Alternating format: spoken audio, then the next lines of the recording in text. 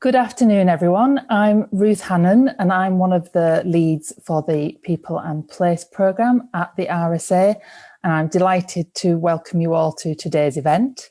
If those of you watching along with us would like to join the conversation on Twitter, you're very welcome to do so.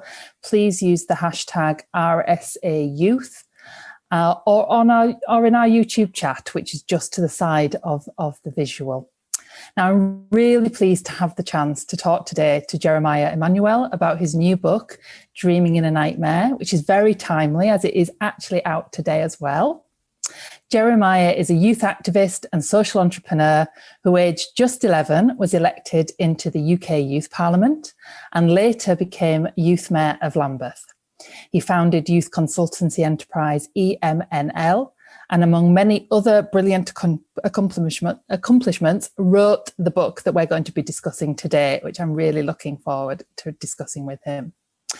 In it, he weaves together reflections from his own life experiences and upbringing with research and stories from other people he knows and has met that really highlight a lot of the major issues facing many young people today who experience multiple challenges, including school exclusions, and that all contribute to them having to live in a state of poverty. Jeremiah, thank you so much for joining us. I'm really looking forward to talking to you today. And, you know, I'm already blown away by what you've achieved. Thank you by your young age. I'm just trying to think what I managed to achieve. And I probably just thought I'd done really well if I got to a 9 o'clock lecture at university. So, you know, expect me to be feeling very humbled throughout this whole conversation. Your book, Dreaming in a Nightmare, one of the things that really struck me about it, despite it being about the challenges that people face in life, especially young people, was that it was really imbued with a spirit of hope, and that recognises for many young people that all these things that are happening around them has that impact on their life, and the you know, your explanation of the title of the book really sort of captured that. And I just wondered if you could tell us a little bit more about your experiences that led you to writing the book. Yes, Dreaming in a Nightmare to me sort of encapsulated my life growing up. And it wasn't saying that I was dreaming in a nightmare down to like geographical location. You know, I did grow up in Brixton, South London. Various different issues sort of affected me and my friends growing up. But for me, it was the realization that my reality, my day-to-day, what is so normal to me, could be seen as a complete nightmare to someone else who would not have had the same upbringing, who would not have experienced the same things that I experienced. And that's why, to me, I put together the title Dreaming in a Nightmare, in this so-called nightmare. For me, it's sort of memoir meets manifesto, because I definitely use many examples within my life that I've experienced. But to me, it was really important to highlight all of these different issues that affect thousands of young people up and down the UK, and really drilling into the solutions. You know, what can we do about homelessness? What can we do about reforms in the education system? What can we do about justice and the relationship between young people and the police? Even down to charity and the third sector, and what can be done differently. And for me, it was really important to just share my story in this way. And a way that many people sort of describe my story is almost as if I lived between two worlds. I was fortunate enough to have many opportunities to get involved in like the UK Youth Parliament, to do many different forms of activism that involved me traveling around the world, meeting really successful people like Bill Gates to Richard Branson. However, after being in all of these environments, I will go back home to this normality that again can be seen as a complete nightmare to someone else. That's really interesting. And I think that idea of people looking in and sort of assuming that your life and you know, your friends and your peers' lives are a nightmare But as you show in your book, lots of good things are happening all the time at the and I suppose there's the things that it feels like you really tease out in the book is this idea of the impact of judgment on people, and how that can then, or assumptions that are made, your sections where you're talking about your experiences in school, and the experience of Damani's when he has that journey to the policy pupil referral unit, was that all of that felt like it was, as you say, people looking in and making all these assumptions. And I just wondered what that was like for you with, your, like you say, what it's like to live where you grew up and where you live, but having to sort of counteract all that judgment around you. I would say there was many examples I gave in the book, especially within education, and the sort of difference between different forms of education, sort of like private education down to state school education. And for me, the realization that there was a massive difference between the way we were educated was sort of connecting with young people who, to be honest, looked like myself, also came from similar backgrounds, but they attended Eton and Harrow. And their experience of going to school was totally different to my experience. They were prepped to become the CEOs of FTSE 100 companies, the future prime minister, an army general. Whilst I was in school, and I actually told a careers advisor that one day I want to become an author, I was told, Jeremiah, don't be too overambitious. And why is there that difference? Why is it that I'm only expected to reach a certain point in life, and my peers, who again, some of the young people that I know that have attended these schools look like me, but they're told that you can achieve anything you want to achieve within life. Another example is sort of dismissals within the school system, and pupil referral units. And my little experience of knowing young people who were expelled from school, who had now had to go into alternative education, was that the majority of them literally either ended up in prison or were affected by youth violence. And unfortunately, a few of them that I know who went down that route have unfortunately passed away. And it was that stark realization when I was writing the book that someone can take one route in life and end up in a completely different space, only due to one decision that a school can make. And I gave the example of the Dunraven School in Streatham, who created a new policy and said, you know what, we are not going to expel any of our students permanently. If there's any behavioral issues, we are going to address that within the school, and we're not going to give up on them. And we saw a massive impact of them doing that within the Streatham area. In terms of their school grades and whatever, they were incredible. And when you compare schools like that to a lot of schools who just expel young people due to them not focusing and basing it on school league tables, it's terrible to see. So for me, this again was one of the main objectives of the book.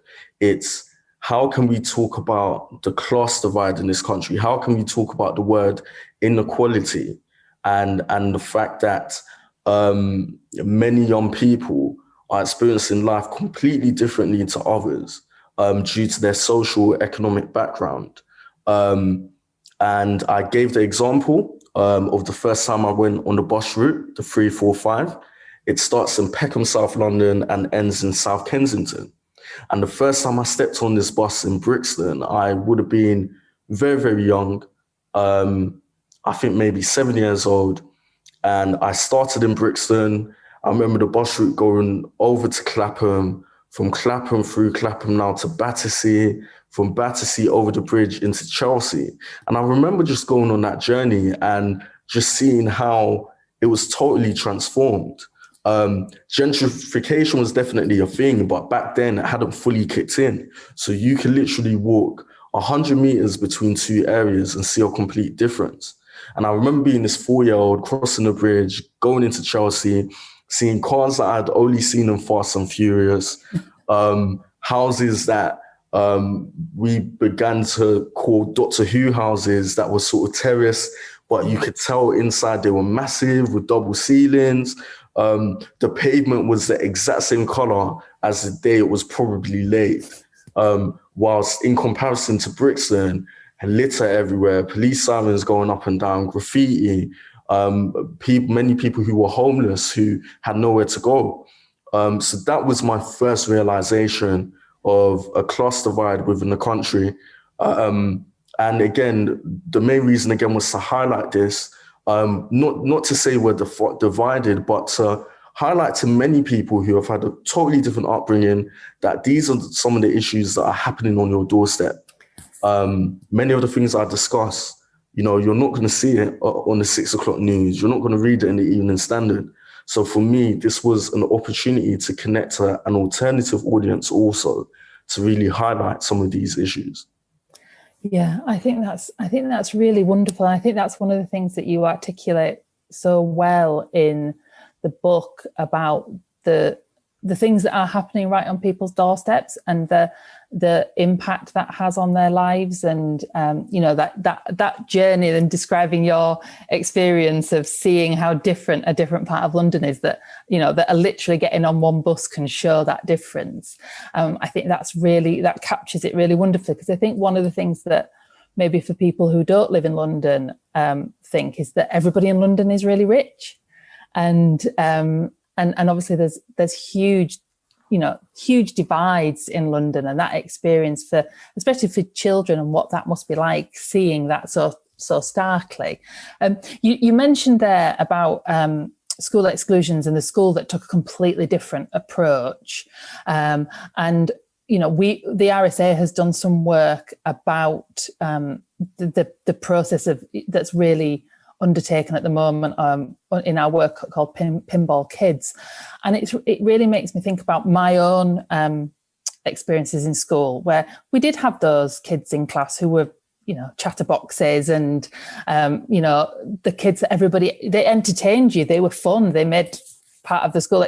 But now I think about those, because they were mostly boys, and I think about what would happen to them now, and how different their lives would be. And that feels like that's a really key difference now for young people, that kind of small little actions. I think, Damani's experience really shows it, that small little things that can, for a child, must seem like not very much, being a bit chatty in class, and where that potentially could lead, as you say, some of those people end up in prison or in the criminal system. Damani obviously managed to get back into mainstream schooling, but I wonder if you could tell me what you think an alternative to that approach to dealing with children who've got, who are bringing probably challenges with them through the school gates. I think it's important never to give up on a child, and I saw it far too much. Growing up, there was just so many young people. You would tell, oh, this person's been excluded from school. Is it temporary? Is it permanent? And growing up as a young person, we actually began to feel it was solely based on league tables. Because if you have a young person who isn't necessarily focusing their best within school, then the school's best interest, which seemed really, really terrible at the time, was to get rid of that young person. And not saying, someone talks within class and then now they're getting permanently excluded. Sometimes it is really sort of bad stuff that I would say has been done. I've come across in the past young people who have carried knives into school and been excluded for that reason. So not saying that every single school just excludes for the sake of it, but there's definitely a point where you can really intervene and make sure you have that early intervention and reverse the direction that young person is going within. And to be honest, I feel unless the young person has committed a crime and it's being referred to the authorities, I see no reason why they should be expelled from school without having that intervention from teachers. The example I gave of Dunraven was just exceptional. In my eyes, they really never gave up on any of their young people. I feel the reason many young people get distracted within school can be for a multitude of other reasons. You know, back home, there could be things happening with family. There might not be enough positive role models. I knew young people who normally got distracted within school, but they were young carers at home. They were directly in poverty, and sometimes getting distracted was their mind sort of taking their thoughts off of everything that was happening at home. And again, the underlying issues need to be tackled at the root also. And this is why when we talk about education in the book, we highlight some of these other issues. You know, as an example, a young person whose parents are migrants, maybe they've a first generation family in the UK, might not fully understand the education system. English might not be the first language. There's all of these things that we need to really highlight. And my personal experience, I felt that it was often overlooked within the school system. It was sort of low-level disruption or mid-level disruption within class. You need to leave now. You need to go to a pupil referral unit. And honestly, again, I was not over-exaggerating when I said the majority of young people that I knew that ended up in a PRU either ended up in the criminal justice system or passed away. And this is the stark reality within London. So yeah, I feel schools need to take a better stand. They need to focus more on, you know, reforming young people. Early intervention is super, super important because all it takes is one bad decision for a young person's future to totally spiral out of control. Yeah, I think that's one of the things that really, really resonated in the book was how you pulled together the complexity in people's lives, especially young people's lives. And my background is working with carers and young carers and enabling people to understand their experiences can really change how schools work with them and support them.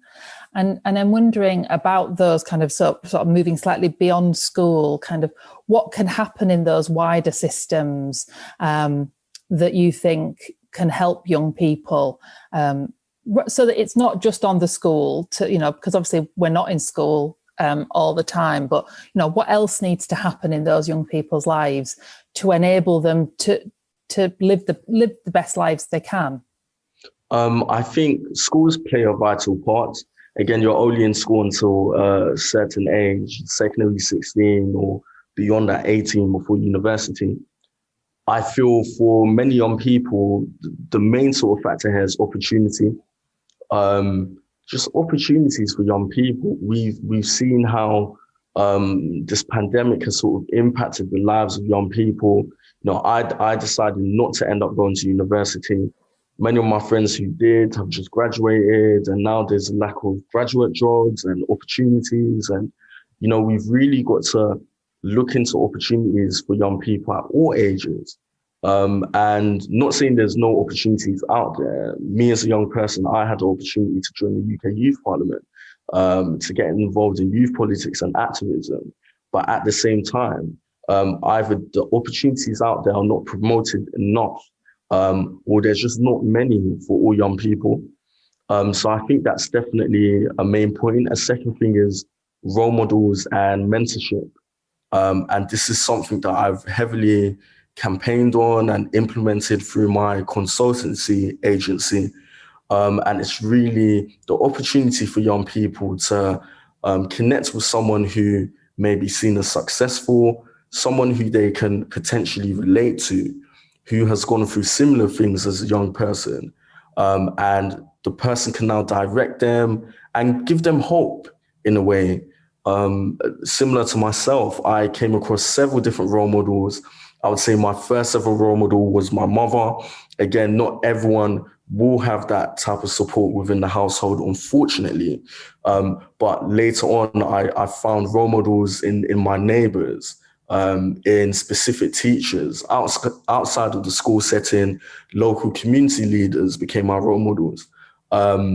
So I think for young people, having someone who can be a role model is one thing. Mentoring is another important thing. And I've been pushing for many corporate companies to sort of implement this within their corporate social responsibility by connecting them to young people. But what we've been doing that is really interesting is something called reverse mentoring, in which we get young people from various different backgrounds, underrepresented voices, to come into the companies and advise them on their life experiences. I've gone through this as a young person, and that's because mentoring is normally seen as an older person to a younger person. But in the past decade, with the amount of technological advances, a young person has a totally different experience to someone who may be a little bit older. So those are the two things. I think definitely opportunity, I think role models, and I think mentoring. Yeah, that's really interesting. And I think that as well, that just that final point about the reverse mentoring, because as much as we all like to think we know what's happening in the world, the experiences of young people now, I think, not even just compared to older generations, but probably people who were young 2 or 3 years ago, because they're young people living through a pandemic. And I just wondered what has been your experience and that you've seen with your peers and your friends about the impact that the past year has had on them, and what that might, what has that kind of emphasized as a need for young people? For me, I touch on a very personal experience in the epilogue of the book, sort of touching on my own experience of the past 12 months. And I think for us all, it's been difficult. My personal experience, I've had to sort of shield from family, as like my mother especially is vulnerable. So sort of experiences in that has been sort of crazy, just disconnected, so close, but so far from family. I think for many of the young people that I know, it's been very, very difficult. First, you've got the lack of opportunities. And there was already a lack of opportunities before the pandemic. So with a pandemic now hitting all of us, that sort of doubles or triples. And then you've got the fact that many young people live in council estates and blocks and have a lack of like green space. And I've heard stories of young people who, during the height of the lockdown, wouldn't have had any access to the internet, maybe a computer that they could do their schoolwork from or their university work. So it's really impacted the community I grew up in a multitude of different ways. I think it's super important as we begin to open back up, to really dig in and highlight many of the inequalities that would have hit some young people from disadvantaged backgrounds. I know it's affected us all. I feel there's still been a heavy emphasis on, business and other sectors, but we've really got to think about our young people, and the effect that this pandemic has had on them. Yeah, I think that's really captured well, because I think some of the work that me and my colleagues have been doing have been looking at that, sort of the inequalities that people experience and how that has just sped up over the past year. And you touched there on the impact of digital inequality. And, if you, I was speaking to a family a couple of weeks ago, and that was 4 children in the home and mum all having to work from home and study from home. And they had an iPhone between all of them to do that. And, they wouldn't have anticipated that, but that was their past year, and the challenges that has presented for them. I think you're right. It's so important to think, okay, who had it hard before and who's had it even harder for the past year. I think that's a really good point. One of the things that I'm really interested in is your experience of politics as a young man.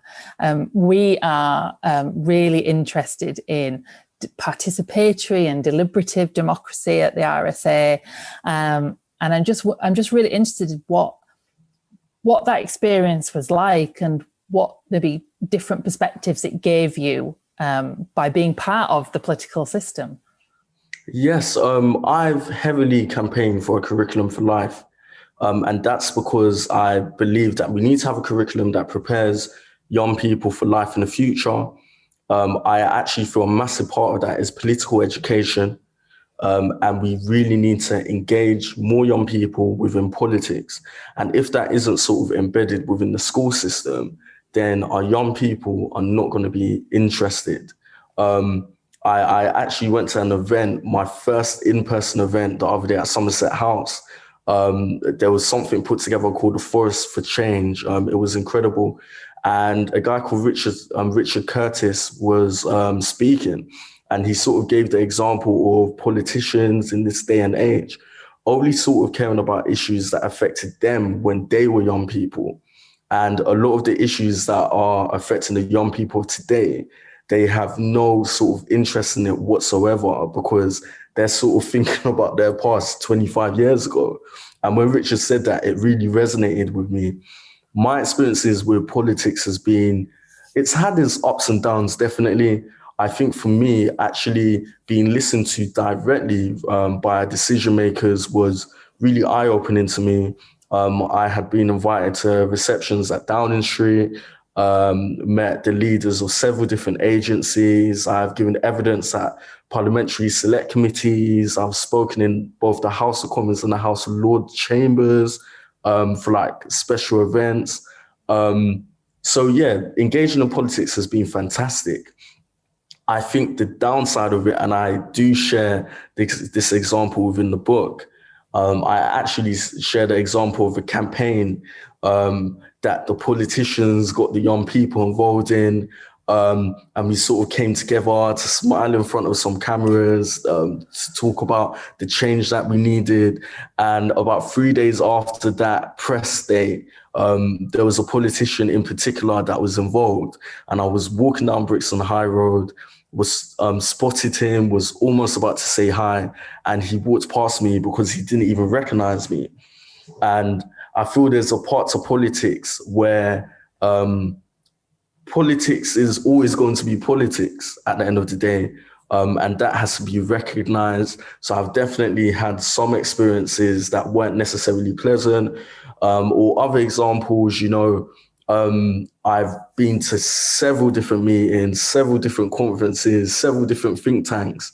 And sometimes my experience has been that we talk about the exact same issues and there's no action.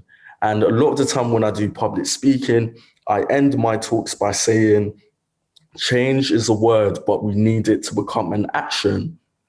And that's because throughout my whole life, sort of within the political sphere, we would talk, and then no actions would come from it. So this leads me to my vision of politics, and it was seeing change being done from a grassroots level. So you will always have your local government all the way up to regional and national. But for me, it was really working with different organizations, different individuals, even down to personalities, to be honest, and activists who were really driving that change. And being involved with organizations at a grassroots level really taught me the power of the people. And we have the power to change things around us, to change things in our communities. So we can't always just rely on the politicians. Like all of us as a society need to come together to make sure we can influence the change around us. That's wonderful. And I love that idea of I'm involved in my community, and I love just kind of getting on with things and let's say do it before rather than asking if we can do it. I'm just wondering if you feel, because I think, your young experience of being in the youth parliament, do you think that gave you a different perspective on that? And I'm just wondering if other people feel almost sort of a sense of, that they can't make those changes, that, that we have to rely on politicians to make changes rather than, we can make them ourselves. Yeah, when I was in the youth parliament, so to actually break it down, it's a national organization in which young people are elected into different positions to become youth representatives within their boroughs or areas. And we take over the House of Commons once a year. So within that role, it was really interesting because we got to shadow politicians, we got to learn about the political system, and we got to campaign for various different issues. Now, from a political side of things, it really taught me again that you do have these decision makers, but you really need to put pressure on them to influence change. The most recent example I can give are the amazing organizations and campaigners like Marcus Rashford that got the government to U-turn on free school meals. So it's important to recognize that outside of the political system, we can actually push for change. And I think to anyone who might say, well, I'm not a member of the UK Youth Parliament, I don't know any politicians, how am I supposed to do it? Your voice counts. And one thing that I learned from a very young age, I think Holly Branson actually said this at an event that I attended, is that if we all do little things individually, that now becomes a massive change. So the little changes we can make as individuals, if we all begin to do that, we can create a massive shift within the political system. That's really wonderful. I suppose that goes back to my sort of first point about the hopefulness in the book. And I think that's really one of the things that's really interesting and that's different about your book is often books about people who've had maybe lots of challenges in their life when they're young can be quite individualistic. So they can be very much, I've made all these wonderful changes in my life, but I've had all these challenges. If I can do it, you can do it. But one of the things that I really feel is interesting about your book is that you've got this real empathy of, these are the moments that helped me through my life. Like you say, your mum, and you talk about your teacher in your primary school at one point, and your form teachers, and things like that. And but you also recognise that all the people who lived in your area, you had some things in common, but they didn't maybe have those moments that you had. And I'm just wondering if what inspired you to sort of write the book? Because I suppose I might be being mischievous here, shall we say, that I can't imagine your book is to convince everybody who lives where you live. They probably know what you know. It feels like you're trying to convince people who are maybe judging all the people who you went to school with and making, like you said, those nightmare visions of their lives. So I'm wondering what if people are reading the book or listening to our conversation, what do you feel is the most important things for them to take away from the book? For me, I felt it was important to use my life story as almost a foundation to highlight the different issues. And for many young people in my community, they face similar problems that I faced, I would say. So it was highlighting it for everyone that could relate to it. And I also interviewed a number of key people within my life and made sure that I involved their stories as well, because we all have a different story to tell.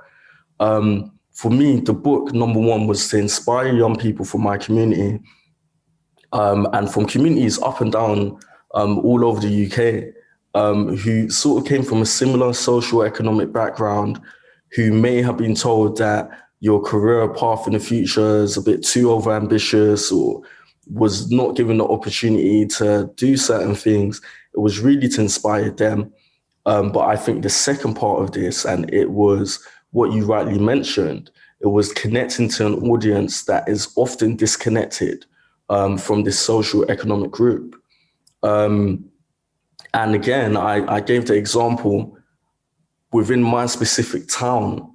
for many young people to mix with someone from an upper class background, it would only be if they went to a Russell Group University or Oxbridge.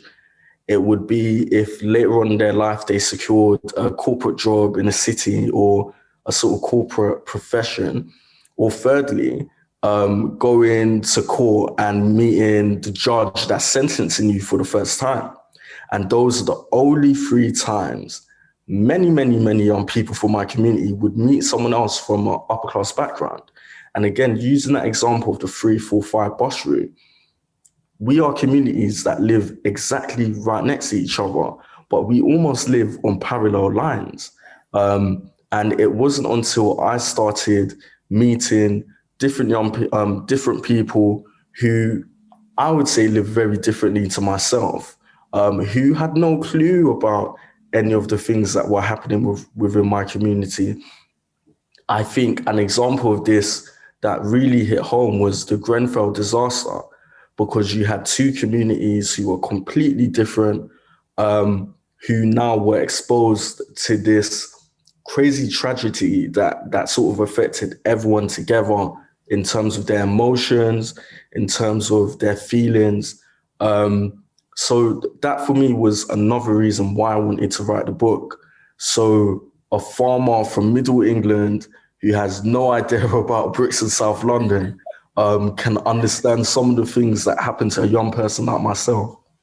Yeah, I think that's wonderful, and I think that's really, really nice, and I think it is that, you know, like you say, that people are on parallel lines in their life, and it feels like it's almost just default of where you were born, that, you know, that offers that opportunity for one person and not for another person. One of the things that really shone out in the book was your sort of ability to communicate with people on a really human level. And you know, I was, you know, the part where you're providing first aid support to the young man who's been attacked and then you discover stabbed. What struck me was sort of your ability to communicate, but also this real sort of sense of calm. Do you feel like those sort of personal qualities, what difference they've made for you and how they've helped you? I would say that I've learned how to sort of communicate from a very young age. I think partly due to everything my mom sort of taught me growing up. But she always instilled with us that in order to grab opportunities, you needed to sort of have this confidence within you. Similar to that situation, when it sort of first happened, I was completely horrified because I've come to the scene of a stabbing and I've come to realize that I'm the only person who actually knew how to do any sort of first aid. And that story turns into an amazing story afterwards. And I would encourage like anyone to sort of read it within the book. And it talks about my relationship with the victim afterwards. But again, I think at that moment, this confidence sort of kicked in because I knew what was at stake. So I think throughout my whole entire life, it's been really important to communicate, to have really good interpersonal skills. And I would say that's helped me in terms of networking and meeting different people and working with the different businesses and organizations that I've worked with. That's great. Yeah, I mean, I get such a wonderful impression of your mum from the book. I really liked that you gave her story early on in the book, and obviously, yeah, she's really, I can tell she's had a big effect on your life. I'm conscious that we are running out of time, so what I would hope to do is you know, in the theme of the book, end on a positive note, but also on another theme. What are the things that are giving you hope for the future now, despite the challenges that we've had over the past year? I think there's been so many changes in the world around us. I definitely have a lot of hope for the future. I feel during this time, even though it's been very difficult, I've seen so many young people adopt ideas and really try to bring things to life. I've seen a boom in young people that are getting involved in business and trying to like set up their own creative ideas. Um, there's this drive that has come out of nowhere, even in terms of myself, and it's been incredible to see for everyone. So I think as much as we can talk about the negatives of a time like this, we must also highlight the positives. Um, I think for me, seeing a lot of focus on things like diversity has been really important for me. Many of the companies that I've worked with in the past are now really trying to hone in on that and to focus on that. I still feel there's a long way to go. We still need to tackle things like racial injustices and things within our society. But glad to see that there's been a bit of progress. So a lot of hope for the future. We're opening up.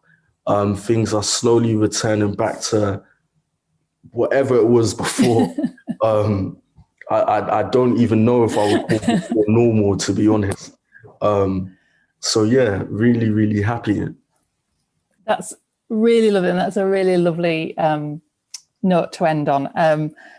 I'm afraid we've run out of time, but Jeremiah, thank you so much for talking to me and sharing your thoughts and your experiences and discussing the book with me. I really would encourage everybody to go out and buy Jeremiah's book. I really, really enjoyed it. I just thought it was wonderful. So to those of you who are watching, please do go check out Jeremiah's book, Dreaming in a Nightmare.